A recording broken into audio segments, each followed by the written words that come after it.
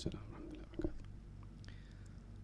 إن الحمد لله نحمده ونستعينه ونستغفره ونعوذ بالله من شرور أنفسنا ومن سيئات أعمالنا من يهده الله فلا مضل له ومن يضلل فلا هادي له وأشهد أن لا إله إلا الله وحده لا شريك له وأشهد أن محمدا عبده ورسوله أما بعد فإن خير الحديث كتاب الله وخير الهدي هدي محمد صلى الله عليه وعلى آله وسلم وشر الأمور محدثاتها وكل محدثة بدعة وكل بدعة ضلالة وكل ضلالة في النار قال الله تبارك وتعالى وما آتاكم الرسول فخذوه وما نهاكم عنه فانتهوا۔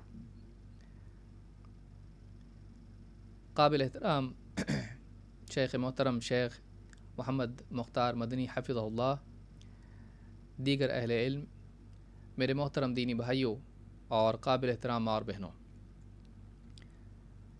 پچھلے درس میں الاربعون النوویہ کی حدیث نمبر 30 کا ہم نے آغاز کیا تھا، اور اس حدیث کے بارے میں اہل علم کا کہنا ہے کہ یہ حدیث ایک بہت ہی جامع حدیث ہے، جس میں اسلام کے احکام کے بنیادی قواعد کو بیان کیا گیا ہے، بلکہ بعض علماء نے کہا ہے کہ یہ حدیث جوامع الکلم میں سے ہے، ایک ایسی حدیث ہے کہ جس میں اللہ کے نبی صلی اللہ علیہ وسلم نے بہت کم الفاظ میں بہت ساری باتیں سمیٹ لی ہیں۔ لہٰذا آج اس حدیث کا ہم مطالعہ کریں گے اور اس میں بتائی ہوئی باتوں کو سمجھنے کی کوشش کریں گے۔ میں مناسب سمجھتا ہوں کہ درس کا آغاز کرنے سے پہلے اور شرح کا آغاز کرنے سے پہلے حدیث کے متن کا ایک مرتبہ اعادہ کر لیا جائے۔ عن ابی ثعلبۃ الخشنی جرثوم ابن ناشر رضی اللہ عنہ عن رسول اللہ صلی اللہ علیہ وسلم قال ان اللہ عز وجل فرض فرائض فلا تضيعوها وحد حدودا فلا تعتدوها وحرم أشياء فلا تنتهكوها وسكت عن أشياء رحمة لكم غير نسيان فلا تبحثوا عنها حدیث حسن رواہ الدارقطنی وغیرہ۔ امام النووی رحمہ اللہ فرماتے ہیں حدیث نمبر 30 پر ابو ثعلبہ الخشنی جرثوم ابن ناشر رضی اللہ تعالیٰ عنہ سے روایت ہے کہ اللہ کے رسول صلی اللہ علیہ وسلم سے وہ روایت کرتے ہیں، آپ نے فرمایا اللہ تعالیٰ نے بعض فرائض مقرر کیے ہیں، لہٰذا تم ان فرائض کو ضائع نہ کرنا، اور اللہ تعالیٰ نے بعض حدیں مقرر کی ہیں تو تم ان حدوں کو پار نہ کرنا۔ پھر اللہ تعالیٰ نے کچھ چیزوں کو حرام کیا ہے، لہٰذا تم ان کا ارتکاب نہ کرنا۔ وَسَكَتَ عَنْ أَشْيَاءَ رَحْمَةً لَكُمْ غَيْرَ نِسْيَانٍ، اور بعض چیزیں اللہ تعالیٰ نے ان سے سکوت کیا ہے بطور رحمت، بھول کر نہیں۔ فَلَا تَبْحَثُوا عَنْهَا، تو ان کی کھود کرید میں نہ پڑو۔ امام نووی رحمۃ اللہ علیہ فرماتے ہیں کہ یہ حدیث حسن ہے اور اسے دارقطنی اور دیگر محدثین نے روایت کیا ہے۔ اس حدیث کے بارے میں پچھلے درس میں ہم نے دیکھا کہ اللہ تعالیٰ نے بعض چیزوں کو فرض قرار دیا ہے، لہٰذا ان فرائض کا اہتمام کرنا یہ دین میں سب سے اہم چیز ہے۔ اس کے بعد اللہ تعالیٰ کے کچھ حدود ہیں، اس کے بعد محرمات ہیں، اس کے بعد سکوت کی ہوئی مسکوت عنہ جس کو ہم کہیں گے، ایسی چیزیں ہیں، تو ان کے بارے میں تفصیل آگے ہم دیکھیں گے۔ پہلی چیز جو ہم نے پچھلے درس میں دیکھی تھی وہ ہے کہ اللہ تعالیٰ نے بعض چیزوں کو فرض کیا ہے تو تم ان فرائض کو ضائع نہ کرو۔ پچھلے درس میں ہم نے یہ بھی دیکھا تھا کہ اللہ تعالیٰ نے بعض چیزوں کو فرائض کیا ہے تو بعض فرائض قرآن میں ہیں اور بعض فرائض رسول اکرم صلی اللہ علیہ وسلم کے فرمان میں ہیں۔ پھر ہم نے یہ بھی دیکھا تھا کہ فرض اور واجب میں ویسے کوئی فرق نہیں ہے، بس اصطلاحی فرق ہے، ورنہ حقیقت کے اعتبار سے اللہ اور اس کے رسول کا حکم دونوں لازم ہوتے ہیں، لہٰذا قرآن میں آئی ہوئی بات اور حدیث میں آئی ہوئی بات دونوں حکم اللہ اور اس کے رسول کا حکم پورا کرنا لازم ہوتا ہے، اسے چاہے آپ فرض کہیں یا واجب کہیں ایک ہی بات ہے۔ اب ہم آگے بڑھتے ہیں۔ اللہ کے نبی صلی اللہ علیہ وسلم نے فرمایا کہ اللہ تعالیٰ نے ان اللہ عز وجل فرض فرائض فلا تضيعوها، اللہ نے بعض چیزیں، بعض فرائض مقرر کیے ہیں، بعض چیزوں کو تم پہ فرض کیا ہے، فلا تضيعوها، تم انہیں ہرگز بھی ضائع نہ کرو۔ فرائض کا ضائع کرنا کیا ہے؟ اس سلسلے میں ملا علی قاری رحمہ اللہ فرماتے ہیں فلا تضيعوها، کیسے اس کو ضائع کیسے کرے گا؟ فرماتے ہیں بترکها رأسا او بترک شروطها وارکانها او بالسمعة والرياء او بالعجب والغرور۔ کہتے ہیں اس کا ضائع کرنا، اللہ کے فرائض کیسے ضائع کر سکتا ہے ایک آدمی؟ کیونکہ اللہ کے رسول صلی اللہ علیہ وسلم نے ہمیں حکم دیا ہے کہ ہم اللہ کے فرائض کو ضائع نہ کریں، تو ایک آدمی کیسے ضائع کرے گا؟ کہتے ہیں نمبر 1 بترکها رأسا، سرے سے ان فرائض کو چھوڑ ہی دے، ان کو ادا ہی نہ کرے، یہ بھی فرائض کا ضائع کرنا ہے۔ مثلا رمضان کے روزے ہیں، آدمی روزہ رکھے ہی نہیں، یا اسی طرح سے نمازیں ہیں ان کو ادا ہی نہ کرے، یا حج اس پر فرض کیا ہے اس کو ادا ہی نہ کرے، تو سرے سے انکار تو نہیں کرتا ہے لیکن اس کو ادا نہیں کرتا، یہ بھی ضائع کرنا ہے۔ انکار کر دینا تو آدمی کو اسلام سے ہی نکال دیتا ہے۔ بترکها رأسا او بترک شروطها وارکانها، دوسری صورت ضائع کرنے کی یہ ہے کہ آدمی ان اعمال کو ادا تو کریں لیکن اس کی شروط اور اس کے ارکان کو ادا نہ کریں۔ جیسے نماز ہے، مثلا نماز پڑھیں لیکن نماز میں وضو ڈھنگ سے نہ کرے، یا پھر نماز کے جو ارکان ہیں، رکوع سجود ہیں، ان کو ٹھیک سے ادا نہ کرے، تو یہ بھی فرض کو ضائع کرنا ہوا۔ ادا تو کر رہا ہے لیکن اس کی شروط اور اس کے ارکان کو ادا نہیں کرتا ہے، صحیح سے ادا نہیں کرتا، یا پھر سرے سے چھوڑ دیتا ہے۔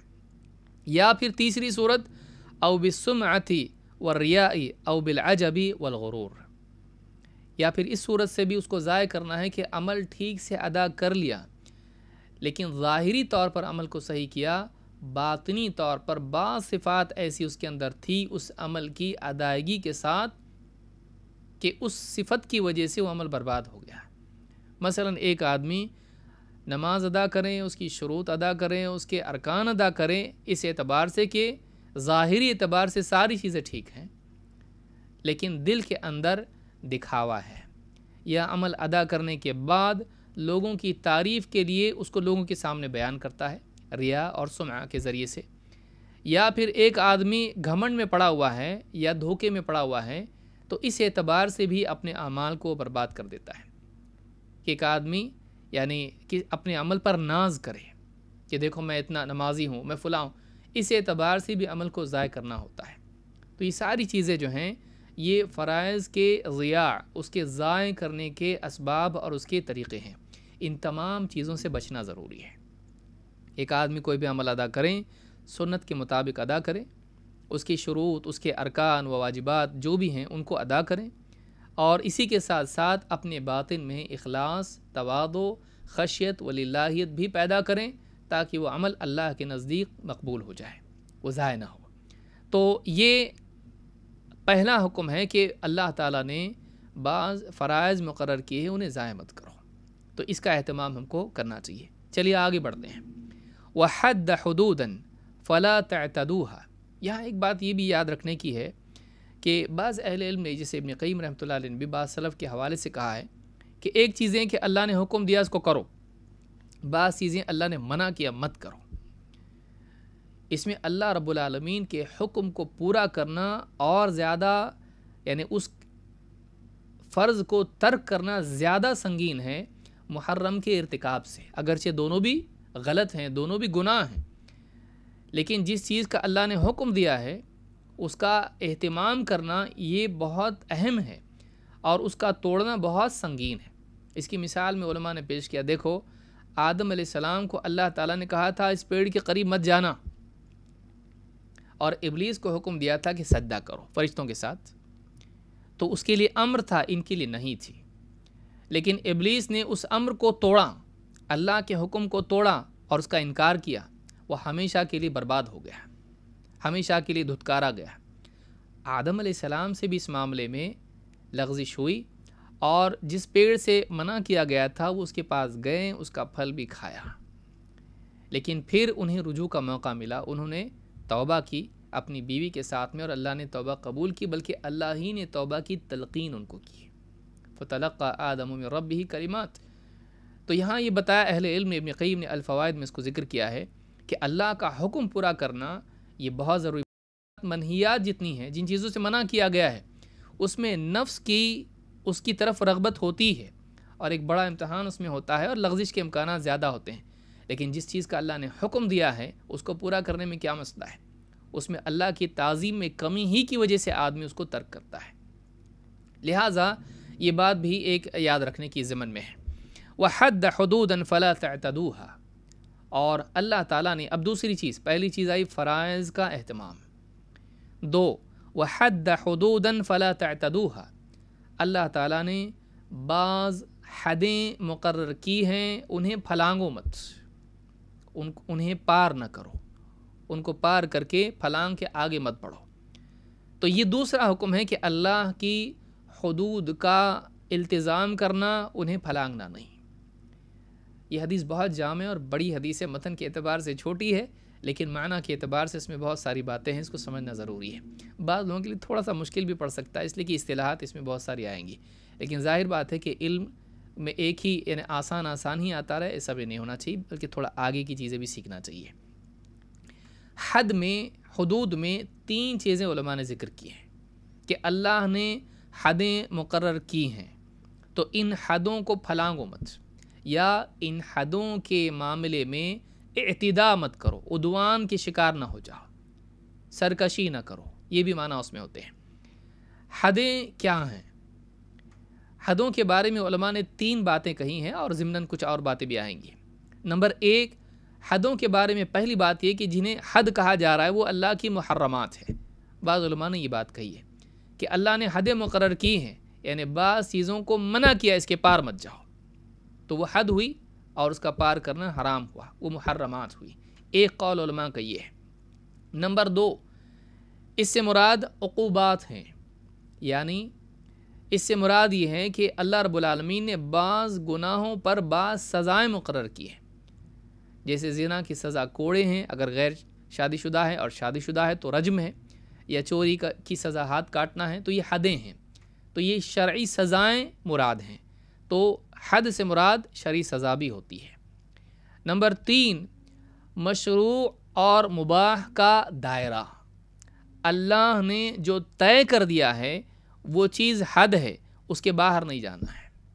اس کی تفصیل ہم آگے جا کے دیکھیں گے انشاءاللہ اس کے بعد۔ تو یہ تین باتیں ہیں، ایک تو مشروعات اور مباحات کا دائرہ، کہ جس چیز کا طریقہ اللہ نے جو بتا دیا، جو حکم دے دیا اللہ نے، اس حکم سے ہٹ کے کچھ کرنا نہیں ہے۔ جس چیز کو اللہ نے جائز رکھا ہے اس کے پار حرام ہے، تو اس کے پار نہیں جانا ہے، جائز میں ہی جینا ہے۔ یہ حدیں ہوئی، ایک قول یہ ہے۔ دوسرا، حرام چیزوں کا ارتکاب، وہ حرام چیزیں بھی جو ہیں حدود ہیں، وہ حدیں ہیں، ایک قول یہ بھی علماء کا ہے۔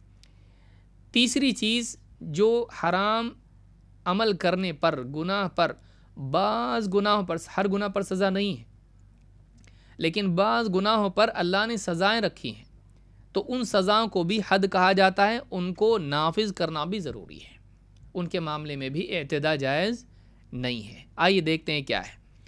ابن الاثیر رحمہ اللہ فرماتے ہیں اپنی کتاب النہایہ فی غریب الحدیث والاثر میں، کہتے ہیں وَأَصْلُ الْحَدِّ الْمَنْعُ وَالْفَصْلُ بَيْنَ الشَّيْئَيْنِ، کہتے ہیں کہ حد کی اصل کیا ہے، ڈکشنری میں ڈھونڈیں تو یہ اس کے میننگ کیا نکلتے ہیں، کہتے اس کی اصل یا اس کا اصل میننگ ہے منع، حد کے معنی منع کے ہوتے ہیں۔ والفصل بین الشیئین، دو چیزوں کے درمیان فاصلہ کرنے والی چیز کو حد کہا جاتا ہے، دو چیزوں کے درمیان الگ دونوں کو رکھنے والی چیز کو حد کہتے ہیں۔ کہتے ہیں فَكَأَنَّ حُدُودَ الشَّرْعِ فَصَلَتْ بَيْنَ الْحَلَالِ وَالْحَرَامِ، گویا کہ حدیث کے مطابق کہتے ہیں کہ حدود الشرع، شریعت میں جو حدیں مقرر ہیں، یہ حلال اور حرام کے درمیان فاصلہ کرتی ہیں، تفصیل کرتی ہیں، ان کو الگ کرتی ہیں، فصیل قائم کرتی ہیں، حدیں۔ فَمِنْهَا مَا لَا يُقْرَبُ كَالْفَوَاحِشِ الْمُحَرَّمَةِ، کہتے ان میں سے بعض حدیں وہ ہیں کہ جن کے قریب نہیں جانا ہے، جیسے کہ حرام فحش چیزیں، ایسی چیزیں جو فحش ہیں، حرام ہیں، ان کے قریب بھی نہیں جانا ہے، تو یہ ممنوعات ہیں، منع چیزیں ہیں، جس کے بارے میں اللہ نے فرمایا وَمِنْهُ قَوْلُهُ تَعَالَى تِلْكَ حُدُودُ اللَّهِ فَلَا تَقْرَبُوهَا، جن کے بارے میں اللہ نے فرمایا یہ اللہ کی حدیں ہیں تو ان کے قریب بھی مت جاؤ۔ تو جو حرام چیزیں ہیں ان کے بارے میں حکم یہ ہوا کہ ان کے قریب بھی مت جاؤ۔ کچھ چیزیں ایسی ہیں کہ ان میں واقع ہونے پر ان میں واقع ہو سکتے ہو، تو وہ جو چیزیں ہیں جو رکاوٹ ہیں حرام میں جانے سے، تو یہ حدود ہیں، ان کی رعایت کرو۔ وَمِنْهَا مَا لَا يُتَعَدَّى كَالْمَوَارِيثِ الْمُعَيَّنَةِ وَتَزْوِيجِ الْأَرْبَعِ، کہتے ہیں ان میں سے بعض وہ ہیں جن کے پار نہیں جانا ہے، وہ حد ہیں، جیسے میراث ہے، میراث میں ہر ایک کا حق اللہ تعالیٰ نے جائیداد میں مقرر کیا ہے، اس کے بارے میں سرکشی نہیں کرنا ہے، حد پار نہیں کرنا ہے، بیٹے اپنے حق سے زیادہ نہ لیں، بیٹیاں اپنے حق سے زیادہ نہ لیں، تو اعتداء اس میں، اس کا حق اس کو، اس کا حق اس کو، طے شدہ ہیں، اس کے پار نہیں جانا ہے، اس میں تبدیلی نہیں کرنا ہے، جیسا ہے اس کو حد، اس کی مقدار، اس کو باقی رکھنا ہے۔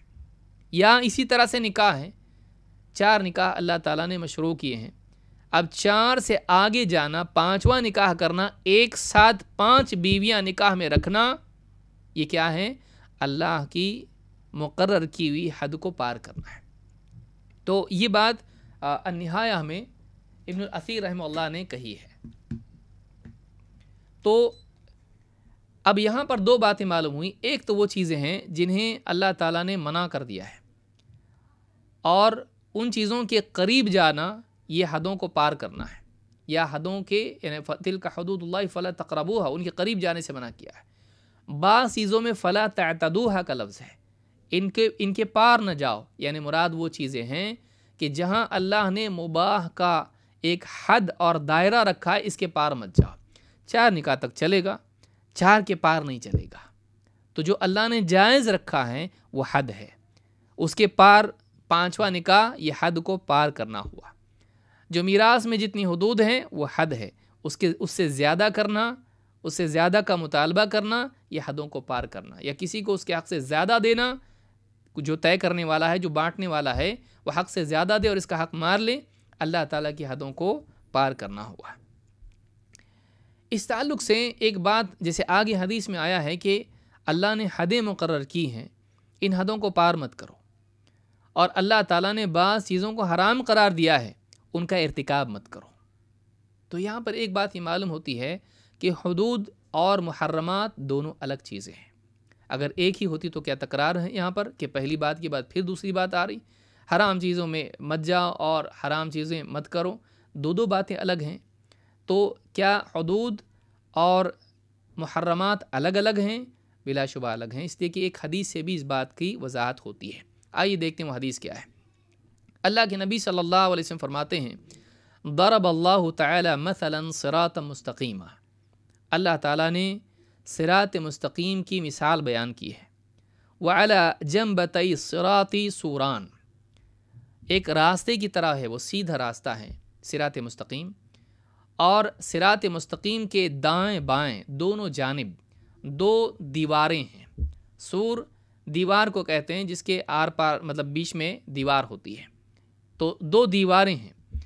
وفیہما ابواب مفتحۃ وعلی الابواب سطور مرخات، کہتے ہیں کہ وہ جو دیواریں ہیں دونوں، ان دونوں دیواروں میں دروازے ہیں جو کھلے ہوئے ہیں، یعنی ان کو دروازے جو ہیں اس طرح سے بنا ہوا ہے اور اس کے لیے پٹ نہیں ہے، اس کو بند کرنے کے لیے کچھ نہیں ہے۔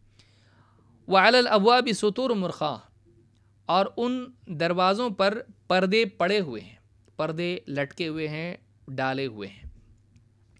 وعلی باب الصراط داعٍ، اور اس سیدھے راستے کے بالکل دروازے پر یا ابتدا میں ایک داعی ہے جو کہتا ہے، پکارنے والا پکارتا ہے، یقول یا ایھا الناس ادخلوا الصراط جمیعا ولا تتعوجوا، اے لوگو سب کے سب صراط مستقیم میں داخل ہو جاؤ، اس دروازے سے تم داخل ہو جاؤ، ولا تتعوجو، اور پکارنے والا پکارتا ہے، کہتا ہے دائیں بائیں ٹیڑھے مت جاؤ، وداع یدعو من فوق الصراط، اور اس صراط پر، اس راستے پر بھی ایک اور پکارنے والا ہے۔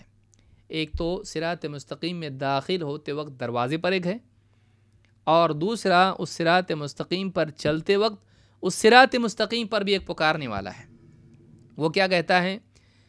کہتے ہیں کہ فرماتے ہیں وداع يدعو من فوق الصراط فإذا أراد الإنسان أن يفتح شيئا من تلك الأبواب قال ويحك لا تفتحه فإنك إن تفتحه تلجه۔ وہ پکارنے والا جو صراط پر ہے کہتا ہے کہ جب بھی کوئی انسان اس راستے پر چلتے ہوئے کسی دروازے میں داخل ہونے کی کوشش کرتا ہے، ان یفتح شیء من تلک الابواب، جو سارے دروازے ہیں ان میں سے پردہ ہٹا کے داخل ہونے کی کوشش کرتا ہے، وہ پکار کے کہتا ہے جو صراط پر ہے، کہتا برا ہو تیرا، بربادی ہے تیرے لیے، مت کھول اس دروازے کو، اس پردے کو ہٹا کے دروازہ مت کھول، فإنک ان تفتحہ تلجہ، اگر تو نے وہ پردہ ہٹایا تو دروازے میں داخل ہو جائے گا۔ اب آپ صلی اللہ علیہ وسلم نے اس پوری مثال کو، کیا مثال تھی؟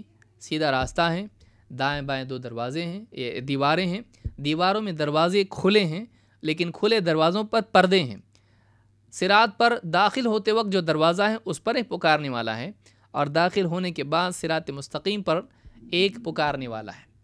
پہلا کہتا ہے سیدھے جاؤ، دائیں بائیں مڑو مت، اور جب کوئی آدمی جاتا مڑنے لگتا ہے، دروازے کی طرف جانے لگتا ہے، پردہ ہٹانے لگتا ہے، دوسرا والا پکار کے کہتا ہے مت، پردہ مت ہٹا، دروازہ کھولنے کی کوشش مت کر، ہٹائے گا پردہ جائے گا، داخل ہو جائے گا۔ کیا ہے یہ؟ اللہ کے نبی صلی اللہ علیہ وسلم نے اس مثال کو سمجھایا۔ آپ نے فرمایا فالصراط الاسلام، وہ جو صراط ہے، وہ جو سیدھا راستہ ہے وہ اسلام ہے، والسوران حدود اللہ تعالی، اور وہ جو دیواریں ہیں وہ اللہ کی حدیں ہیں۔ جائز ہے، دیوار تک جا سکتا ہے، دروازے میں نہیں جا سکتا ہے۔ وہ جو دیواریں ہیں جو روک کے رکھنے والی ہیں، یا وہاں تک جا سکتا ہے، دیوار تک ٹھیک ہے، دروازے میں نہیں جا سکتا ہے۔ تو کہتے ہیں کہ والسوران حدود اللہ تعالی والابواب المفتحۃ محارم اللہ تعالی، لیکن وہ جو کھلے دروازے ہیں وہ اللہ تعالیٰ کی محارم، جنہیں اللہ نے حرام کیا ہے، وہ سارے ایسے کام ہیں۔ اور وَذَلِكَ الدَّاعِي عَلَى رَأْسِ الصِّرَاطِ کتاب اللہ، وہ جو بالکل یعنی شروعات میں، ابتدا میں اس راستے کے، صراط مستقیم کے جو پکارنے والا ہے وہ اللہ کی کتاب، وہ قرآن ہے۔ وَالدَّاعِي مِن فَوْقِ، اور جو یعنی صراط پر جو داعی ہے، پکارنے والا ہے راستے پر، فرماتے ہیں واعظ اللہ فی قلب کل مسلم، وہ جو راستے پر پکارنے والا ہے، جو پردہ ہٹاتے وقت پکارتا ہے اس کو مت کر ایسا، وہ واعظ ہیں جو ہر مومن کے دل میں ہوتا ہے۔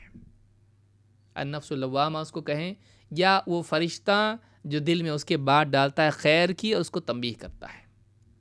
تو یہ تین باتیں، یہ ساری باتیں، صراط اور اس میں دروازے اور دیواریں اور اس میں دروازے ہیں، یہ تینوں باتیں یہاں پر ہم کو بتائی گئی، اسلام ہے، حدود ہیں اور محرمات ہیں۔ امام احمد نے اور امام حاکم نے اس روایت کو نقل کیا، اور یہ حدیث صحیح ہے، الجامع الصغیر حدیث نمبر 3887۔ تو اس سے بھی، اس حدیث سے بھی یہ بات معلوم ہوئی کہ دیواریں حدود ہیں، اور وہ دروازے جن میں سے داخل ہو سکتا ہے آدمی وہ محرمات ہیں۔ تو یہ دو الگ چیزیں ہیں، یہ دو الگ چیزیں ہیں۔ ابن رجب رحمہ اللہ فرماتے ہیں وَأَمَّا حُدُودُ اللَّهِ الَّتِي نَهَى عَنْ اعْتِدَائِهَا فَالْمُرَادُ بِهَا جُمْلَةُ مَا أَذِنَ فِي فِعْلِهِ۔ ابن رجب رحمۃ اللہ علیہ فرماتے ہیں اللہ نے جو حدیں، یہاں پر حدیث میں جو حدوں کا ذکر آیا ہے، حدوں کو پار مت کرو، یہ وہ جائز چیزیں ہیں جن میں اجازت ہم کو دی گئی کہ تم کر سکتے ہو، سواء کان علی طریق الوجوب او الندب او الاباحہ۔ کرنے کے کام تین طرح کے ہوتے ہیں، یا تو کرنا لازم ہے، یا تو کرنا بہتر ہے، یا کرنا جائز ہے۔ تو کہتے ہیں یہ کرنے کے کام ہیں، یہ حدود ہیں، ان میں ساری چیزیں آ جاتی ہیں کہ اللہ نے جو فرائض مقرر کیے، لوازمات ہیں وہ بھی اس میں آتے ہیں، اور جن کی ترغیب دی گئی وہ بھی آتے ہیں، اور جن کو جائز رکھا ہے وہ بھی اس میں آتے ہیں۔ وَاعْتِدَاؤُهَا هُوَ تَجَاوُزُ ذَلِكَ إِلَى ارْتِكَابِ مَا نَهَى عَنْهُ، اور انہیں پھلانگنا، ان کے پار کرنا یہ ہے کہ ایک آدمی یعنی جو اللہ نے حد رکھی ہے اس کو پار کر کے منع میں داخل ہو جائے۔ جیسے میں نے مثال کے طور پر بتایا 4 نکاح ہیں تو 4 کو پار کر کے 5واں کر دے ایک ساتھ، یا جتنی بھی حدیں اللہ نے رکھی ہیں انہیں پار کر کے آدمی آگے جائے اور اپنی طرف سے دین میں بڑھا دے۔ جس کو منع کیا گیا تھا، یہ حد رکھی گئی تھی، حد کو پار کر لے۔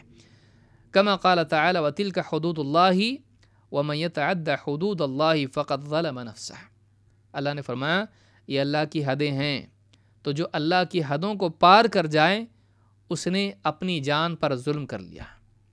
والمراد من طلق على غیر ما امر اللہ به واذن فیہ، یہ طلاق کے ضمن میں اللہ نے کہا ہے، کہتے ہیں اس سے مراد یہ ہے کہ آدمی اللہ کے بتائے ہوئے طریقے سے ہٹ کے جہاں تک اجازت ہے اس کو چھوڑ کے اپنی طرف سے غلط طریقے سے طلاق دے دے۔ یہ کیا ہے؟ اللہ کی حد کو پار کرنا ہے، یہ اللہ کی حد کو پار کرنا ہے۔ جامع العلوم میں یہ بات ابن رجب رحمہ اللہ نے فرمائی ہے۔ ملا علی قاری نے یہاں پر حدیث کے ضمن میں ایک اور بات کہی جو قابل غور ہے۔ ان کے قول کے مطابق یہاں جو حدود ہیں وہ حرام اور حلال کے درمیان وہ مشتبہ چیزیں ہیں جن کے بارے میں آدمی کو کلیئر معلوم نہیں ہے، اور حدیث رائی میں اس سے پہلے ہم اس کو دیکھ چکے ہیں۔ ملا علی قاری رحمۃ اللہ علیہ فرماتے ہیں والظاہر واللہ اعلم ان المراد من السطور الامور المستورۃ غیر المبینۃ من الدین والمسمات بالشبہۃ المعبر عنها بحول الحما فی الحدیث المشہور، کہتے یہ جو دروازے ہیں ان پر پردے پڑے ہوئے ہیں، دیواروں کے ساتھ دروازوں پر پردے پڑے ہوئے ہیں، کہتے اس سے مراد وہ مشتبہ امور ہیں جن کے بارے میں کلیئرٹی کے ساتھ میں وضاحت کے ساتھ معلوم نہیں ہے کہ یہ حلال ہے کہ حرام ہے، ابھی فیصلہ تحقیق کے بعد آنا باقی ہے۔ تو کہتے یہ جو پردے پڑے ہوئے ہیں اسی لیے ہیں کہ معلوم نہیں ابھی حلال ہے کہ حرام ہے۔ اگر پردہ ہٹائے گا تو یہ آدمی ہو سکتا ہے رغبت کی وجہ سے، طمع کی وجہ سے یا چاہت کی کھینچنے کی وجہ سے اس میں چلا جائے۔ تو یہ جو پردے ہیں یہ وہ چیزیں ہیں جو مشتبہ امور ہیں، جو ان دیواروں میں جو دروازے بنے ہیں ان پر پردے پڑے ہوئے ہیں، یہ مشکوک چیزیں ہیں، اگر مشکوک اور مشتبہ میں داخل ہوگا حرام میں بھی داخل ہو جائے گا۔ تو یہ بات بھی ملا علی قاری نے کہی ہے۔ حدود میں ایک اور معنی جو اہل علم نے کہا ہے وہ حدود شرعی سزائیں ہیں۔ تو پہلی بات جو ہم نے دیکھی وہ یہ کہ اللہ تعالیٰ نے شرعی قواعد جو رکھے ہیں، اعمال میں حدود جو رکھی ہیں، چاہے وہ میراث ہو، طلاق ہو، نکاح ہو، یا اسی طرح سے دوسرے احکام ہو، رمضان کے روزے کا معاملہ ہو یا حج کے احکام ہو، ان میں اللہ رب العالمین نے بعض چیزوں کو طے کر دیا ہے، یہ کر سکتے ہیں، یہ کرنا ہے، ان میں حدیں پار کر جانا، حدیں پار کرنا ہے۔ تو یہاں پر اعتداء جو کہا گیا حدیں پار کرنا یہی مراد ہے۔ نمبر 2، یہاں پر جو ہے شرعی سزائیں بھی مراد اس میں ہے کہ اللہ رب العالمین نے بعض گناہوں کی بعض سزائیں مقرر کی ہیں۔ ان سزاؤں کے بارے میں اعتداء 2 اعتبار سے ہو سکتی ہے کہ ایک تو یہ کہ اپنی طرف سے ان سزاؤں کے اندر کمی زیادتی کی جائے، ان کے اندر تبدیلیاں کی جائیں، یہ بھی اعتداء ہے، اور یہ بھی اعتداء ہے کہ ان سزاؤں کے سلسلے میں یعنی جس کو سزا ملنی ہے اس کو سزا نہ دی جائے اور حدوں کو اس سے ہٹا دیا جائے جبکہ حد اس پر قائم ہو چکی ہے، ان کا نفاذ نہ کیا جائے۔ اللہ کے نبی صلی اللہ علیہ وسلم نے شرعی سزاؤں کے بارے میں، حدود کے بارے میں کہا اقامت حد من حدود اللہ خیر من مطر 40 لیلۃ فی بلاد اللہ، اللہ کی حدود میں سے، شرعی سزاؤں میں سے کسی سزا کو قائم کرنا اللہ تعالیٰ کے علاقوں میں سے، اللہ کے بلاد میں سے، اسلامی ممالک میں ان کو قائم کرنا 40 دن 40 رات بارش ہونے سے بھی بہتر ہے۔ بارش کتنی بڑی نعمت ہے، سارا معاملہ اکانومی کا اس پر ٹکا ہوتا ہے، لیکن شرعی سزاؤں کو نافذ کرنا یہ یعنی 40 دن بارش برسنے سے بھی بہتر ہے۔ امام ابن ماجہ نے اس کو روایت کیا ہے۔ اسی طرح سے اللہ کے نبی صلی اللہ علیہ وسلم نے فرمایا اب اعتداء کیسے ہوگی حدود میں، کہا کہ اقیموا حدود اللہ تعالی فی البعید والقریب ولا تأخذکم باللہ لومۃ لائم۔ ابن ماجہ نے اس کو روایت کیا ہے، آپ فرماتے ہیں اللہ کی حدیں قائم کرو، دور والے ہوں یا قریب والے ہوں، اور اللہ کی حدیں قائم کرنے میں تمہیں کسی ملامت کرنے والی کی ملامت تمہیں رکاوٹ نہ بنے۔ یعنی رشتہ دار ہیں تو سزا نہیں دی، کوئی جج ہے مثلا، رشتہ دار ہے تو سزا نہیں دی، ہاں کوئی دشمن ہے تو سزا نافذ کر لی، اجنبی ہے یا چھوٹے قبیلے کا ہے تو اس پہ سزا ڈال دی، لیکن کوئی بڑے قبیلے کا تو سزا اس پر نہیں۔ تو اس طرح سے اگر حدود کے قیام میں کیا جائے تو یہ بھی اعتداء ہے، اللہ کے نبی صلی اللہ علیہ وسلم نے اس سے منع کیا ہے۔ اسی طرح سے آپ نے فرمایا اقیلوا ذوی الہیئات عثراتہم الا الحدود۔ شریف النفس جو دیندار نیک طبع لوگ ہوتے ہیں ان کی غلطیوں کو نظر انداز کرتے رہو، ہاں مگر یہ کہ وہ ایسا گناہ کر بیٹھیں جن میں حدیں قائم ہوتی ہیں۔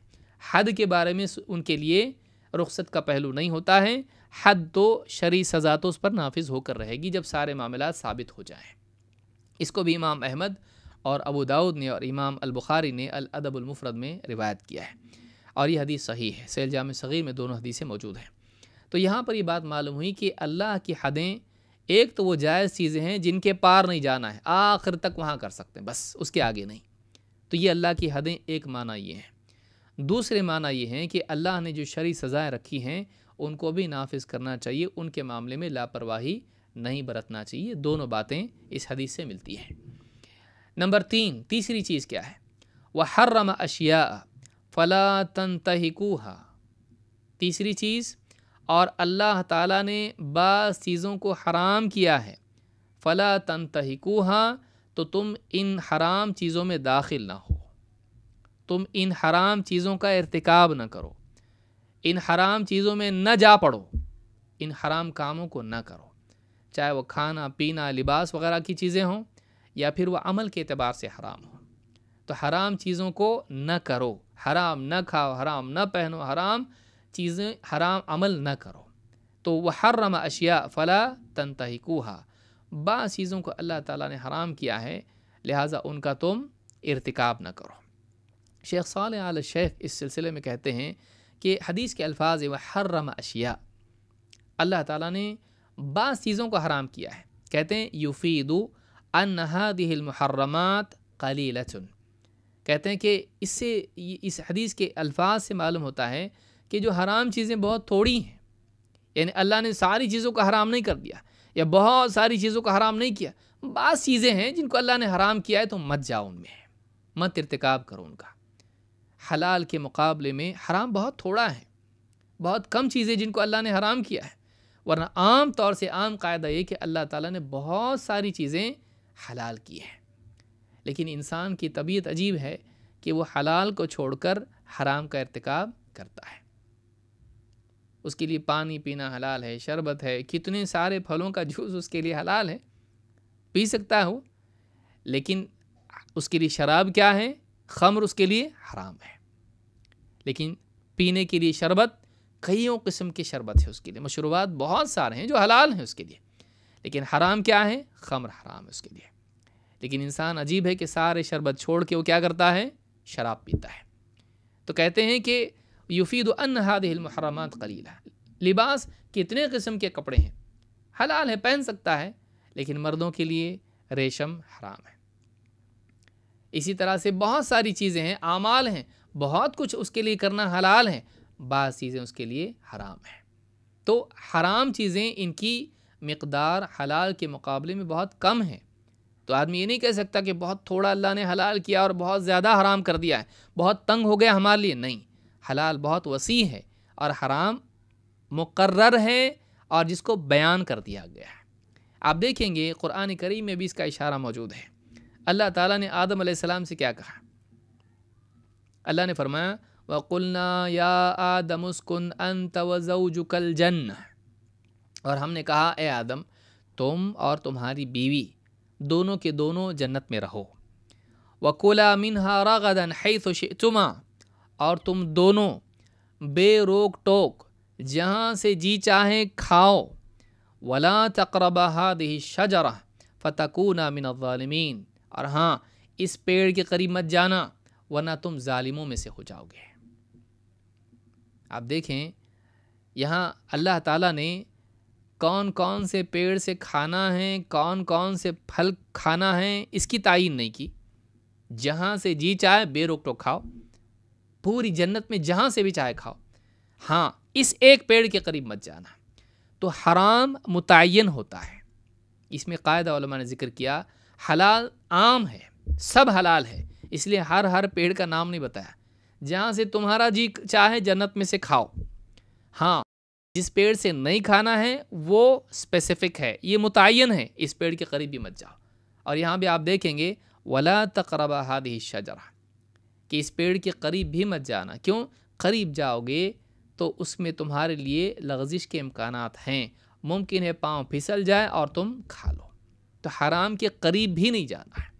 इर्तिकाब बात की चीज़ है, लेकिन करीब भी नहीं जाना है। तो कहा कि यहाँ पर सारे जो भी फल हैं खा सकते हो, लेकिन इस पेड़ के करीब मत जाओ। इस सूरतुल बक़रा में आयत नंबर 35 है। तो इससे एक बात ये भी मालूम हुई कि हलाल वसी है, लेकिन हराम मुतय्यन है, वो महदूद है। और इंसान का इम्तहान जो जन्नत में था वो दुनिया में भी है, उसका वही इम्तहान है जो जन्नत में था। अब यहाँ एक और बात याद रखने की, वो ये कि यहाँ पर हदीस में जो अल्फाज आए हैं कि अल्लाह ने बाज़ चीज़ों को हराम किया है तो तुम उनका इर्तिकाब मत करो। यहाँ पर ये बात आती है कि क्या सिर्फ़ अल्लाह के हराम करदा को हम मानेंगे जो कुरान में है, या फिर रसूल अकरम सल्लल्लाहु अलैहि वसल्लम अगर किसी चीज़ को हदीस में हराम करार देते हैं तो वो भी हराम हो जाता है। इसके बारे में क्या आया है आप देखें। अल्लाह के नबी सल्लल्लाहु अलैहि वसल्लम फरमाते हैं, अला हल असा रजुलुन यबलुगुहुल हदीस अन्नी, मुमकिन है तुम में से कोई शख्स ऐसा भी हो जिसके पास मेरी हदीसों में से एक हदीस आए, वह हुआ मुत्तकिउन अला अरीकतिही, वो अपने तख्त पर अपने गद्दी पर बैठा हो टेक लगाकर, फ़यक़ूल बैनना व बैनकुम किताबुल्लाह, वो कहने लगे कि हमारे और तुम्हारे दरमियान अल्लाह की किताब हुज्जत है, अल्लाह की किताब हुज्जत यानी कुरान। फ़मा वजदना फ़ीही हलालन इस्तहललनाहु, तो अल्लाह की किताब में कुरान में जो हम हलाल पाते हैं उसी को हम हलाल मानेंगे। वमा वजदना फ़ीही हरामन हर्रमनाहु, तो हमने अल्लाह की किताब में जिस चीज़ को हराम पाया उसी को हम हराम मानते हैं। ऐसा ना हो, ऐसा ना हो, कहीं ऐसा ना हो कि तुम में से कोई आदमी ऐसा ऐसा कहने लगे। आपने आगे फरमाया व इन्नमा हर्रम रसूलुल्लाहि कमा हर्रम अल्लाह, याद रखो कि अल्लाह का रसूल जिस चीज़ को हराम करें ये वैसा ही है जैसे अल्लाह हराम करे। व इन्नमा मा हर्रम रसूलुल्लाहि कमा हर्रम अल्लाह, अल्लाह के रसूल का हराम किया हुआ भी वैसे ही हराम है जैसे अल्लाह का हराम किया हुआ हराम होता है।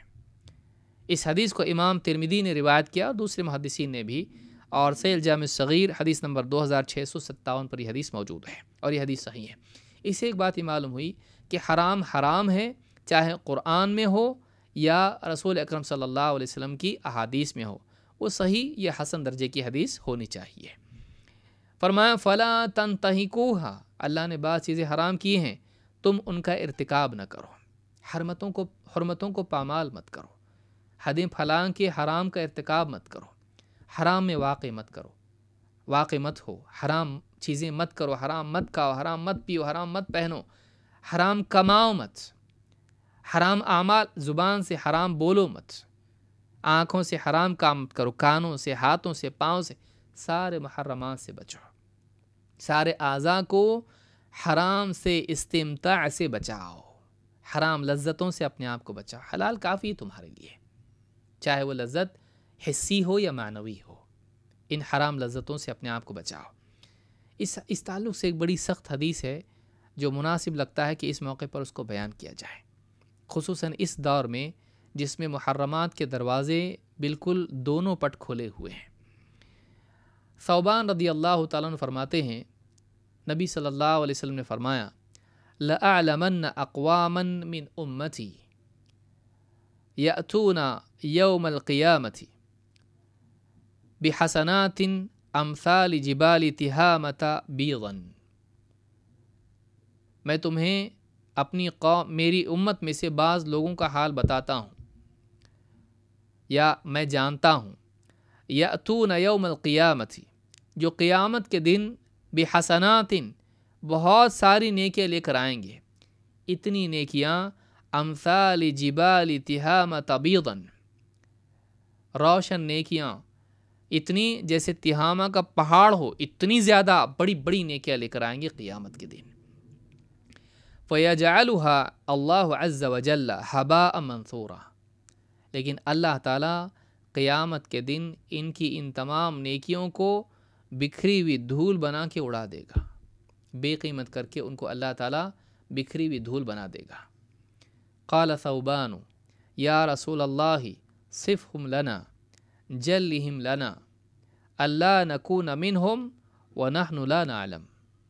हज़रत सौबान रज़ी अल्लाह तआला ने कहा, अल्लाह के रसूल, हमें उनकी सिफ़त बयान कर दीजिए कि वो कैसे लोग हैं, कौन लोग हैं। वजल्लिहिम लना तजलिया से है, हमें उनके बारे में वजाहत से बयान कीजिए, उनके बारे में हमारे लिए कोई यानी जानकारी में कमी न रहे, उनके हाल को बिल्कुल वाज़े बयान कर दीजिए, ताकि कहीं ऐसा ना हो कि हम उनमें से हों और हमें इल्म भी ना हो। अल्ला नकून मिनहुम व नहनु ला नअलम, कहीं ऐसा ना हो कि न जानने की वजह से हम उनमें शामिल हो जाएं। बताइए तो सही कि उनका हाल क्या है। क़ाला अमा इन्नहुम इख़वानुकुम व मिन जिल्दतिकुम, आपने फरमाया वो तुम्हारे भाइयों में से होंगे, तुम्हारी ही तरह के लोग होंगे, तुम्हारी नस्ल से होंगे, तुम्हारी ही कौम में से होंगे। व यअख़ुदून मिनल लैलि कमा तअख़ुदून व यअख़ुदून मिनल लैलि कमा तअख़ुदून, रात का वक्त वो भी इबादत करेंगे जैसे तुम करते हो। वलाकिन्नहुम अक़वामुन इज़ा खलऊ बिमहारिमिल्लाहि इंतहकूहा। आप देखिए, पहाड़ के बराबर नेकियां क़यामत के दिन लाएंगे और तुम ही में से होंगे, इसी उम्मत के अफराद हैं और तुम ही में से होंगे, तुम्हारी तरह होंगे, रात की इबादत करने वाले होंगे, तहज्जुद गुजार होंगे, लेकिन उनका हाल क्या होगा? एक कमी उनके अंदर होगी।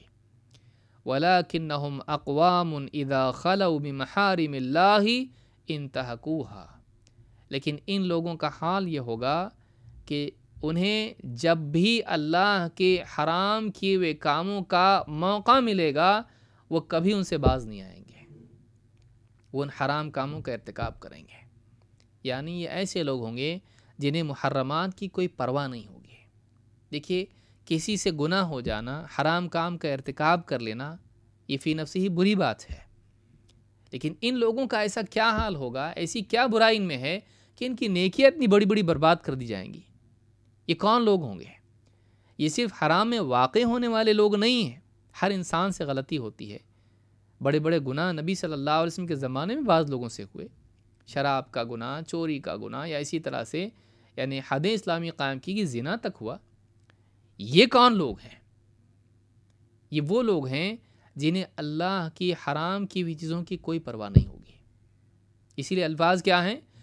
वलाकिन्नहुम अक़वामुन इज़ा खलऊ बिमहारिमिल्लाहि, उनके और हराम के दरमियान अगर कोई चीज़ ना हो तो ज़रूर वो कर बैठेंगे, बस कानून के डर से रुके हुए हैं। नमाज़ें पढ़ते हैं, रोज़ सब कुछ करते हैं, रस्मी इबादात का अहतमाम है, ज़िंदगी में वो अहकाम तो चल रहे हैं दीनदारी के, लेकिन हराम चीज़ों के बारे में उनका हाल ये होगा कि जब तक उनके सामने रुकावट है, रुके हैं, रुकावट हट जाए, कानून की, देखने वालों की, या किसी तरह से कुछ और रुकावट अगर ना हो तो फिर उनको कोई रोक नहीं सकता, वो हराम का इर्तिकाब करेंगे। यानी अल्लाह का खौफ माने नहीं होगा, कोई और चीज़ रुकावट होगी, अगर वो रुकावट निकल जाए तो वो ज़रूर उस हराम को करेंगे, अल्लाह के हराम की परवाह नहीं करेंगे। इनकी सज़ा ये होगी कि अल्लाह रब्बुल आलमीन उनकी नेकियों को बिखरी हुई धूल बना के उड़ा देगा। लिहाजा इस हदीस से बात मालूम होती है कि जहाँ अल्लाह के फ़राइज़ का एहतिमाम ज़रूरी है, वहीं अल्लाह रब्बुल आलमीन की हराम की हुई चीज़ों से बचना भी ज़रूरी है। इसीलिए कहा वलाकिन्नहुम अक़वामुन इज़ा खलऊ बिमहारिमिल्लाहि इंतहकूहा। شیخ الالبانی نے یہی معنی اس کے ذکر کیا ہے۔ ابن ماجہ میں یہ حدیث موجود ہے اور صحیح الجامع الصغیر حدیث نمبر 5028 5028 حدیث صحیح ہے۔ آئیے آگے بڑھتے ہیں۔ یہ تیسری چیز تھی، نمبر 1 فرائض، نمبر 2 حدود، اور نمبر 3 محارم، حرام چیزیں۔ نمبر 4 کیا ہے؟ وَسَكَتَ عَنْ أَشْيَاءَ رَحْمَةً لَكُمْ غَيْرَ نِسْيَانٍ فَلَا تَبْحَثُوا عَنْهَا۔ چوتھی چیز کیا ہے؟ اور اللہ تعالیٰ نے بعض چیزوں سے بطور رحمت سکوت اختیار کیا، بھول کر نہیں بلکہ تم پر رحم کرتے ہوئے اللہ تعالیٰ نے اس سے سکوت کیا۔ فلا تبحثوا عنہا، تو ان کی کھود کرید میں نہ لگو، ان میں باریکیاں تلاش مت کرو، ان کے پیچھے نہ پڑو، ان کی باریکیاں نہ نکالو۔ وَسَكَتَ عَنْ أَشْيَاءَ رَحْمَةً لَكُمْ غَيْرَ نِسْيَانٍ۔ اب یہ چوتھی چیز ہے کہ وہ چیزیں جن کے حلال یا حرام ہونے کے بارے میں کوئی صاف حکم موجود نہیں ہے، نہ ان کو حلال صفائی کے ساتھ کہا گیا ہے صراحت کے ساتھ، نہ ان کو حرام صراحت کے ساتھ کہا گیا، اس کے بارے میں سکوت ہے اسلام میں۔ شرعی احکام میں جو اللہ نے نازل کیے ہیں ان میں سکوت ہے، تو ان کے بارے میں کیا ہے؟ اس تعلق سے ابو دردہ رضی اللہ عنہ کی ایک اور حدیث ہے۔ ابو دردہ رضی اللہ عنہ فرماتے ہیں قال رسول اللہ صلی اللہ علیہ وسلم ما احل اللہ فی کتابہ فہو حلال وما حرم فہو حرام۔ اللہ تعالیٰ نے اپنی کتاب میں جس چیز کو حلال کیا ہے وہ حلال ہے، جس کو حرام کیا ہے وہ حرام ہے۔ وما سکت عنہ فہو عفو، اور اللہ تعالیٰ نے جس چیز سے سکوت اختیار کیا فہو عفو، تو وہ معاف ہے، اس میں درگزر کا معاملہ ہے، اس کے ارتکاب پر کوئی پکڑ نہیں ہے۔ فاقبلوا من اللہ عافیتہ، تو اللہ تعالیٰ نے جس چیز میں تم کو عافیت دی اس عافیت کو قبول کرو، یعنی جس کو اللہ نے حرام نہیں کیا زبردستی اپنے اوپر حرام مت کرو۔ فإن اللہ لم یکن لینسى شیئا، اس لیے کہ اللہ تعالیٰ کبھی کسی چیز کو بھولتا نہیں ہے۔ ثم تلا هذه الآیہ، پھر آپ نے آیت پڑھی وما كان ربک نسیا، تیرا رب بھولتا نہیں ہے۔ وما كان ربک نسیا، تیرا رب بھولتا نہیں ہے۔ امام الدارقطنی، بزار اور حاکم نے اس کو روایت کیا ہے، اور الصحیحہ 2256 پر شیخ الالبانی نے اس کو حسن قرار دیا ہے۔ اس حدیث سے بھی یہ بات معلوم ہوتی ہے کہ مسکوت عنہ، جن چیزوں کے بارے میں سکوت اختیار کیا گیا ہے، جن کا حرام ہونا بھی بیان نہیں کیا گیا اور حلال ہونا بھی بیان نہیں کیا گیا صراحت کے ساتھ، ان چیزوں کے بارے میں کیا حکم ہے؟ ان چیزوں کے بارے میں یہ ہے کہ اگر کسی دلیل سے ان کا حرام ہونا واضح نہ ہو تو وہ چیزیں جائز ہیں، جب تک کہ حرام ثابت نہ ہو جائز ہے۔ قاعدہ یہ ہے کہ جب تک کوئی چیز استعمال کی، کھانا پینا لباس وغیرہ، جب تک کہ وہ حرام ثابت نہ ہو وہ جائز ہے۔ یہ عبادات میں نہیں ہے، عبادات میں نہیں، یہ مباحات کے بارے میں بات آ رہی ہے، عادات کے بارے میں ہے۔ کوئی آدمی کہے گا دیکھو اس سے تو قاعدہ معلوم ہو گیا، جب تک کہ منع نہیں جائز ہے تو پھر اپنی طرف سے ہم کوئی بھی ذکر کر سکتے ہیں، کوئی بھی نماز پڑھ سکتے ہیں، جلوس نکال سکتے ہیں 12 ربیع الاول کا، اور نہ جانے کتنے اپنی طرف سے درود گھڑ سکتے ہیں۔ نہیں، عبادات میں اصل منع ہے۔ کیوں؟ حدیث ہم اس سے پہلے دیکھ چکے ہیں، اللہ کے نبی صلی اللہ علیہ وسلم نے کیا فرمایا؟ من عمل عملا لیس علیہ امرنا فہو رد، من احدث فی دیننا ھذا ما لیس منہ فہو رد، جو ہمارے اس دین میں کچھ نیا نکالے جو پہلے سے اس میں نہیں تھا وہ رد ہے، جو ایسا کام کرے جو کرنے کو ہم نے نہیں کہا وہ رد ہے۔ تو معلوم ہے کہ کرنے والے کے لیے دلیل ہونا چاہیے کہ اللہ کے نبی صلی اللہ علیہ وسلم نے ایسا کرنے کو کہا ہے، اگر کہا ہے تو کر، اگر کہا نہیں ہے تو مت کر، تو وہاں کرنے کے لیے دلیل چاہیے۔ لیکن چیزوں کے بارے میں، کھانا پینا لباس، اس طرح کی جتنی چیزیں ہیں ان کے بارے میں منع کی دلیل ہونا چاہیے، اگر منع کی دلیل نہیں ہے تو وہ جائز ہے۔ یہ قاعدہ اس حدیث سے معلوم ہوتا ہے۔ اللہ تعالیٰ بھولتا نہیں ہے۔ اللہ تعالیٰ کے بارے میں موسیٰ علیہ السلام کا قول خود اللہ نے ذکر کیا، لا یضل ربی ولا ینسیٰ، میرا رب نہ غلطی کرتا ہے نہ بھولتا ہے۔ ابن عباس رضی اللہ تعالیٰ اس آیت کی تفسیر میں فرماتے ہیں کہ فی کتاب لا یضل ربی ولا ینسیٰ، کہتے ہیں یقول لا یخطی ربی ولا ینسا، میرا رب نہ خطا کرتا ہے نہ بھولتا ہے۔ اس کو ابن جریر الطبری نے اپنی تفسیر میں روایت کیا ہے۔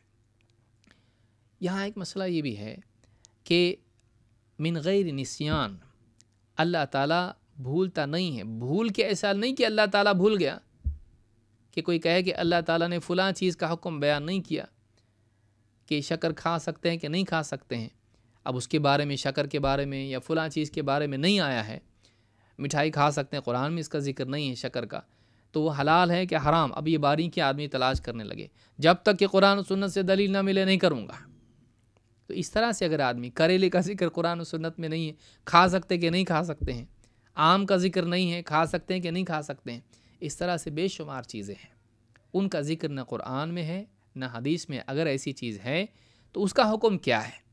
اس حدیث میں ایک عام قاعدہ بیان کر دیا گیا کہ جس کے بارے میں سکوت ہے، ایسی چیز جس کے حرام ہونے کی صراحت موجود نہیں ہے، وہ جائز ہے۔ جس کے بارے میں حرام ہونا معلوم نہیں ہوتا ہے، وہ جائز ہے۔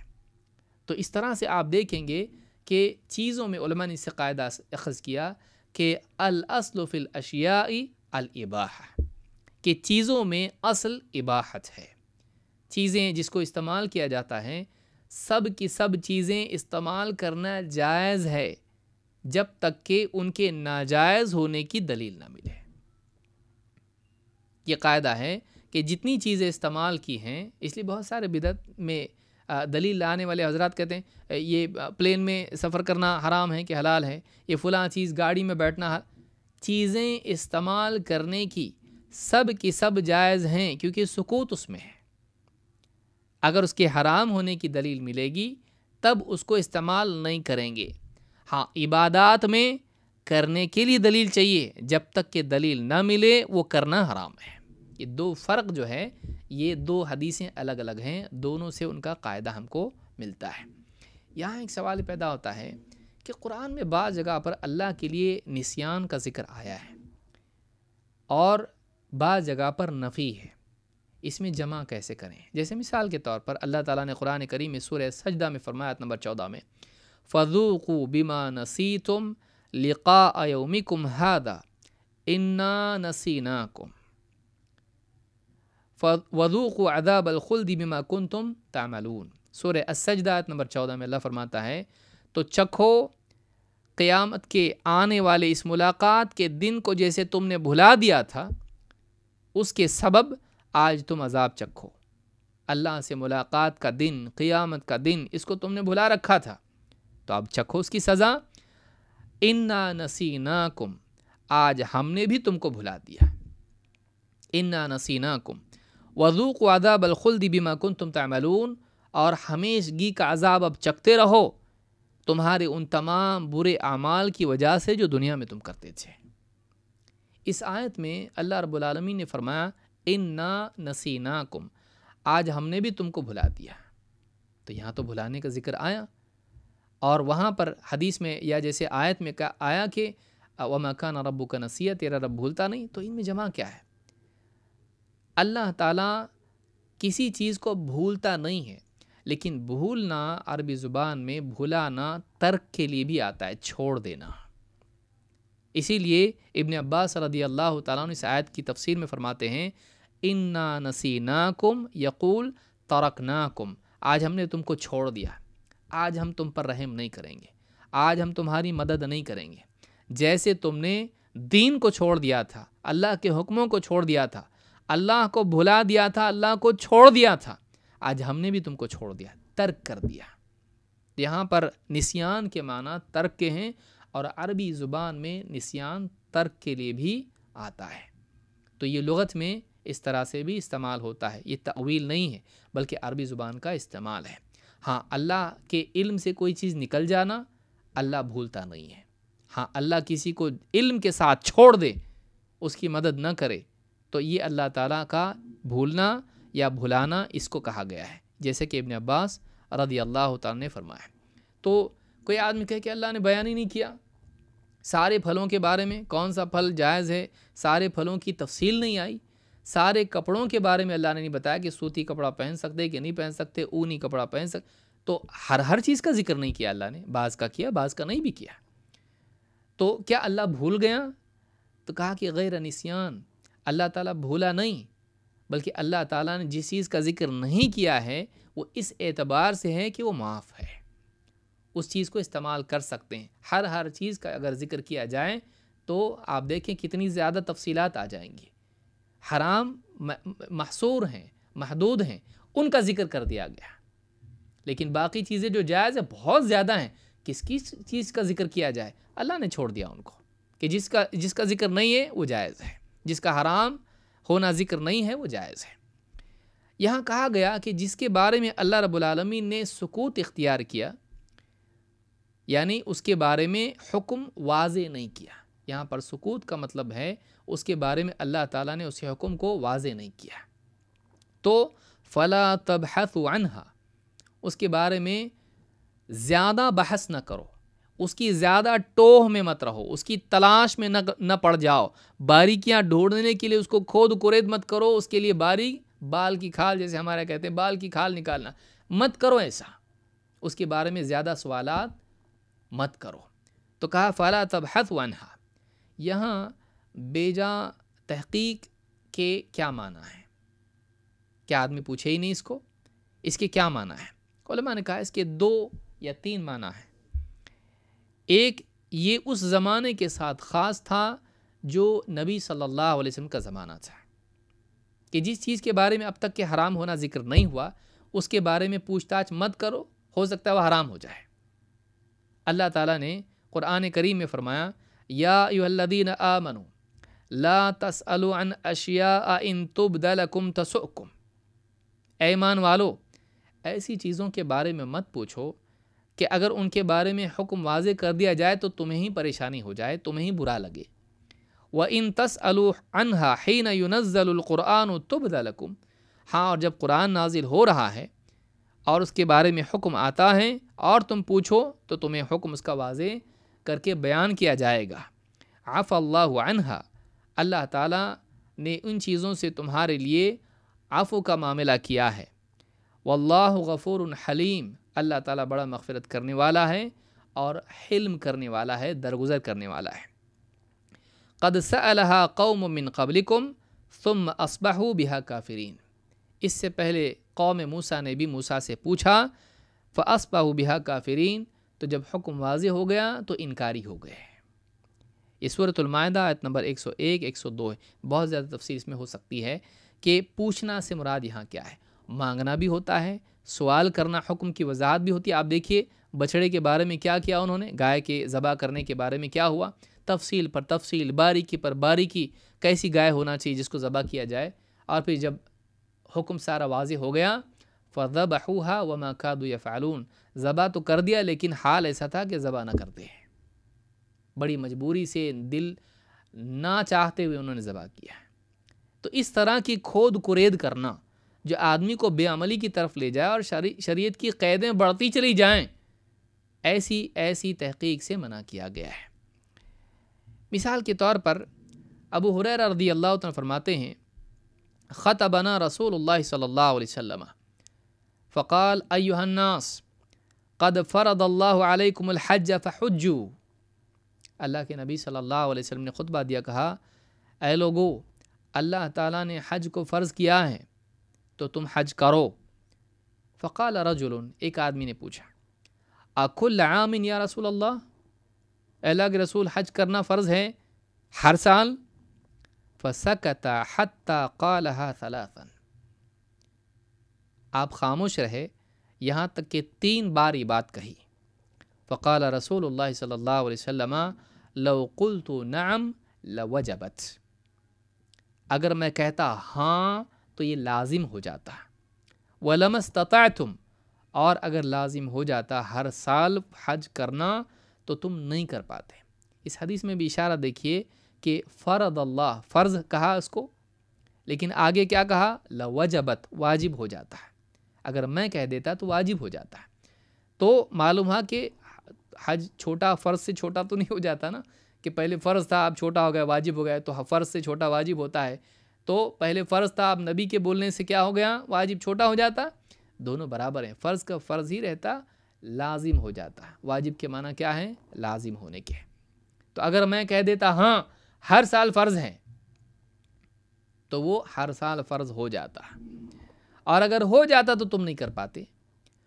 ثم قال، پھر آپ نے فرمایا ذرونی ما ترکتکم، جب تک میں تمہیں چھوڑے رکھوں، بیان نہ کروں، تم بھی مجھے چھوڑے رکھو۔ جب تک کہ میں بیان نہ کروں تم بھی اس بارے میں زیادہ تحقیق مت کرو، جتنا بتایا اسی کو لے لو۔ فَإِنَّمَا هَلَكَ مَنْ كَانَ قَبْلَكُمْ بِكَثْرَةِ سُؤَالِهِمْ وَاخْتِلَافِهِمْ عَلَى أَنْبِيَائِهِمْ، اس لیے کہ تم سے پہلے جو لوگ ہلاک ہوئے ہیں ان کے ہلاک ہونے کی وجہ کیا تھی؟ ان کا اپنے نبیوں سے بہت سوالات پوچھنا اور پھر اپنے نبیوں سے اختلاف کرنا۔ نبیوں سے بہت سوالات پوچھنا اور پھر سوال کا جواب معلوم ہونے کے بعد کچھ اور کرنا اور نبی سے اختلاف کرنا۔ فَإِذَا أَمَرْتُكُمْ بِشَيْءٍ فَأْتُوا مَا اسْتَطَعْتُمْ، اور جب میں تمہیں کسی چیز کا حکم دوں تو تم سے جتنا ہو سکتا ہے اپنی طاقت بھر اس پہ عمل کرو۔ وَإِذَا نَهَيْتُكُمْ عَنْ شَيْءٍ فَدَعُوهُ، اور جب میں تمہیں کسی چیز سے منع کر دوں چھوڑ دو اس کو، اس چیز کو چھوڑ دو، جس چیز سے منع کروں اسے چھوڑ دو۔ تو یہاں بھی حدیث میں بات معلوم ہوئی کہ آپ نے حج کا حکم دیا، یہ نہیں بتایا ہر سال ہے یا زندگی میں ہے۔ حج فرض کیا ہے، حج کرو۔ صحابی نے کیا پوچھا؟ ہر سال ہے کیا؟ تو اللہ کے نبی صلی اللہ علیہ وسلم نے ان کے اس سوال کو پسند نہیں کیا۔ آپ نے جب ہر سال نہیں کیا ہے، ہر سال نہیں کہا ہے، تو زبردستی وہ قید لانا مناسب نہیں۔ آپ نے کہا میں ہاں کہہ دیتا تو فرض ہو جاتا۔ کیوں؟ اہل ایمان پر نبی کا حکم ماننا لازم ہے۔ بلا شبہ آپ اللہ ہی کی طرف سے کہتے ہیں وَمَا يَنْتِقُ عَنِ الْهَوَىٰ إِنْ هُوَ إِلَّا وَحْيٌ يُوحَىٰ، لیکن تأدیب کے طور پر، نصیحت کے طور پر آپ نے کہا تم نے مجھ سے پوچھا ہر سال ہے کیا، میں ہاں بول دیتا، کرنا لازم نہیں ہوتا؟ اللہ نے تو بتایا نا کہ رسول کا حکم ماننا لازم ہے، تو اگر میں ہاں کہہ دیتا لازم ہو جاتا، اور ہو جاتا تم کر پاتے اس کو؟ نہیں کر پاتے اس کو۔ کتنے ہر سال حج کرنا کتنا مشکل کام ہے، خصوصاً ان لوگوں کے لیے جو دور دراز کے لوگ ہیں، کتنا مشکل کام ہے آنا جانا اس اعتبار سے، ورنہ حج کے احکام تو ہیں آسان، لیکن ایک آدمی کے لیے وہ ساری مشقتیں، سفر کی برداشت کرنا، وہ ساری چیزیں، آدمی ہر سال بیمار صحت مند اور اس کے لیے موسم وغیرہ بدلتے رہتے ہیں، کتنا مشکل ہو جاتا ہے۔ تو کہا کہ جتنا بتایا اس کو لے لو۔ تو اس سے بات معلوم ہوئی کہ شرعی احکام کے نزول کے وقت، رسول اکرم صلی اللہ علیہ وسلم کی طرف سے اس کے بیان کے وقت جتنا آپ بیان کر دیں اس کو قبول کر دو، مزید سوالات مت کرو، مزید سوالات مت کرو۔ یہ بھی معنی اس کے علماء نے ذکر کیا ہے۔ اسی طرح سے شریعت کے معاملات میں جو سوالات سے جس سے منع کیا گیا ہے، جس چیز کے بارے میں بیان نہیں ہوا ہے، تو کہا کہ یہ وہ چیزیں ہیں جو ابھی مسئلہ پیش نہیں آیا اور فرضی سوالات بنا کر ایک آدمی اس کا سوال پوچھے، کہ اگر ہم مریخ پر اگر چلے جائیں تو وہاں پر جوپیٹر پر یا کہیں جو بھی ہیں جتنے بھی اس طرح کے یعنی پلانٹس ہیں وہاں جائیں تو قبلے کہاں، نماز کدھر ہم پڑھیں؟ میں جب چاند پہ جاؤں گا تو نماز چاند پہ تو کب جانے والا ہے؟ یعنی ایسا سوال ڈھنگ سے اپنے محلے کی مسجد میں تو پہنچتا نہیں ہے۔ چاند پہ جانے کی بات کر رہا مولوی صاحب، اگر چاند پہ میں گیا تو نماز میں رخ قبلہ کہاں ہوگا، رخ کہاں کروں نماز کے لیے؟ تو چاند پہ کب جائے گا؟ جب جائے گا تب پوچھنا، وہاں کوئی نہ کوئی مولوی ضرور مل جائے گا۔ تو ایسے سوالات کہ جو ابھی پیش نہیں آئے اور پیش آنے کے امکانات بھی نہیں ہیں۔ دیکھیے دو سوال ہیں، پیش نہیں آیا لیکن یقیناً پیش آ سکتا ہے، پیش نہیں آیا اور پیش آنے کے امکانات کم ہیں، دونوں میں فرق ہے۔ جیسے صحابہ نے نبی صلی اللہ علیہ وسلم سے پوچھا اللہ کے رسول، ہم کشتیوں میں سوار ہوتے ہیں اور ہمارے پاس یعنی وَأَنَا قَلِيلٌ مِّنَ الْمَاءِ، ہمارے پاس تھوڑا سا پانی ہوتا ہے، اب اگر ہم اس پانی کو پی لیں تو وضو نہیں کر سکتے، اور اگر ہم پانی سے وضو کر لیں تو پھر پانی پینے کے لیے ہمارے پاس نہیں ہے، تو کیا ہم سمندر کے پانی سے وضو کر سکتے ہیں؟ أَنَتَوَضَّأُ بِمَاءِ الْبَحْرِ، آپ نے فرمایا هُوَ الطَّهُورُ مَاؤُهُ الْحِلُّ مَيْتَتُهُ، آپ نے کہا ہاں اس کا پانی پاک ہے یعنی وضو کے لائق ہے اور اس کا مرا ہوا جاندار حلال ہے۔ تو یہاں آپ دیکھیں گے کہ اس حدیث میں یعنی صحابہ نے ایک ایسا مسئلہ پوچھا جو پیش آ سکتا ہے اور بلکہ عام طور سے آتا بھی ہے، ایسا پوچھنے میں کوئی ممانعت اس کی نہیں ہے، لیکن ایسے سوالات جو پیش نہیں آتے ہیں اور آنے کے امکانات بھی نہیں ہیں، اس کا سوال جیسے کوئی آدمی پوچھے کہ فلاں کتاب میں بھی چیز ہے کہ اگر مان لیجئے ایک جہاز پر ہم ہوں اور جہاز کا ایکسیڈنٹ ہو جائے اور پھر ہم جو ہے یعنی کنارے پہنچ جائیں اور اس کے بعد دیکھیں تو سارے لوگ مر گئے اور میں اور ایک عورت ہی وہاں پر ہیں، تو اب ہم کیا کریں؟ کیا ہم بغیر قاضی کے اور بغیر گواہوں کے نکاح کر سکتے ہیں وہاں پر؟ جہاز کا ایکسیڈنٹ ہوا، ایکسیڈنٹ ہو کے دونوں کسی جزیرے میں پہنچے، جزیرے میں جانے کے بعد ایک مرد اور ایک عورت ہی بچے، دونوں اجنبی، اس کی بیوی تو مر گئی ہے، دوسری عورت بچ گئی، اور وہ دونوں مل کے اب بغیر قاضی کے، بغیر کسی ولی کے، بغیر کسی گواہ کے وہاں نکاح، کیا واقعی پیش آتا ہے ایسا؟ کس کے ساتھ پیش آیا ایسا؟ اس طرح کے فرضی سوالات کرنا یہ چیز ٹھیک نہیں ہے، جس کے بارے میں بیان نہیں ہے اور وہ چیزیں پوچھنا ابھی واقع نہیں ہوا، اس سے بھی منع کیا گیا ہے۔ خارجہ ابن زید کہتے ہیں کان زید ابن ثابت اذا سئل عن الشیء یقول کان ھذا فإن قالوا لا قال دعوه حتى يكون۔ الفقیہ والمتفقہ میں خطیب البغدادی نے اس کو روایت کیا اور اس کی سند حسن ہے، روایت نمبر 623۔ کہتے ہیں کہ زید بن ثابت رضی اللہ عنہ صحابی ہیں، ان سے جب کسی چیز کے بارے میں پوچھا جاتا کہ اس کا کیا مسئلہ ہے، اس کا کیا فتویٰ ہے، تو کہتے ہوا ایسا جو تم پوچھ رہے ہو، واقعی ایسا ہوا کیا، پیش آیا یہ واقعہ؟ اگر کہا جاتا نہیں ابھی تک ہوا نہیں، بس پوچھ رہے ہم لوگ تحقیق کے لیے، تو کہتے چھوڑو اس کو، جب پیش آئے تب آنا، دعوہ حتی یکون، چھوڑ دو اس کو، ابھی اس کو پوسٹ پون کرو، جب پیش آئے گا تب پوچھنے کے لیے آنا۔ تو سلف کا یہ طریقہ تھا کہ وہ ایسے مسائل کو پسند نہیں کرتے تھے جو فرضی سوالات ہیں، ابھی تک ہوا نہیں کسی کے ساتھ اور ہوا تو کیا کرنا، ایسے مسائل سے بھی منع کیا گیا ہے، جب وہ پیش آئے گا اجتہاد کیا جائے گا۔ اسی طرح سے جن چیزوں کا تذکرہ قرآن و سنت میں نہیں ہے، ان میں سے ایک وہ چیزیں بھی ہیں جو غیبیات میں سے ہیں، خصوصاً اللہ رب العالمین کے بارے میں ہیں، جن کا قرآن و سنت میں ذکر نہیں ہے، خواہ مخواہ آدمی ان کی تفصیلات معلوم کرنے کی کوشش کرے۔ مثال کے طور پر جعفر بن عبداللہ کہتے ہیں جاء رجل الی مالک بن انس، ایک آدمی امام مالک بن انس رحمہ اللہ جو امام ہیں مدینہ کے، ان کے پاس آیا، فقال یا ابا عبداللہ الرحمن علی العرش استوى کیف استوى، کہا کہ اے ابو عبداللہ، قرآن میں اللہ تعالیٰ فرماتا ہے کہ رحمان عرش پر مستوی ہوا، الرحمن علی العرش استوى، سورہ طٰہٰ میں ہے، کہا کیف استوى، کیسے اللہ تعالیٰ عرش پر مستوی ہوا؟ قال فما رأيت مالكا وجد من شيء كموجدته من مقالته، کہتے ہیں کہ امام مالک کو غصہ میں نے نہیں دیکھا کہ اس سے بڑھ کے کسی اور بات پر کوئی ایسا ان کی ناراضگی ان کی ہوئی ہو، ناراض ہوئے ہوں، ان کو تکلیف ہوئی ہو۔ وعلاه رحضاء یعنی العرق، ان کی پیشانی پر پسینہ آ گیا، اتنی بھاری بات پوچھ لی اس نے تو ان کی پیشانی پر پسینہ آیا۔ قال واطرق القوم وجعلوا ينتظرون ما يأتي منه فيه، قوم نے سر جھکا لیے اور انتظار میں تھے لوگ کہ امام مالک کیا جواب دیتے ہیں۔ ایک روایت میں کہ امام مالک نے بھی سر جھکایا اور پیشانی پر پسینہ آ گیا، اور لوگ انتظار میں تھے کہ اب دیکھیں امام مالک کیا کہتے ہیں، کیا جواب دیتے ہیں۔ قال فسري عن مالک، وہ کیفیت جو امام مالک کی تھی، جو ایک یعنی غصہ یا ایک خوف کی کیفیت جو ان پر طاری ہوئی، پسینہ پسینہ ہو گیا ایک دم، وہ کیفیت جب چلی گئی تو امام مالک نے سر اٹھایا اور جواب دیا، اور وہ جواب کیا ہے؟ کہا الکیف غیر معقول، استوا کے بارے میں جو تم پوچھ رہے ہو کہ اللہ کیسے عرش پر مستوی ہوا، اس کی کیفیت ہماری عقل میں نہیں آ سکتی ہے۔ والاستواء منہ غیر مجہول، ہاں فی نفسہ لفظ استوا یہ مجہول نہیں ہے، عربی لغت میں اس کا ذکر ہے، اس کے معنی علو کے ہیں، تو یہ عربی میں آیا ہے لفظ، یہ مجہول نہیں ہے، لفظ معلوم ہے، لیکن اس کی کیفیت ہماری عقل میں آ سکتی نہیں۔ والایمان بہ واجب، اور استوا پر ایمان لانا واجب ہے، لازم ہے، کیوں؟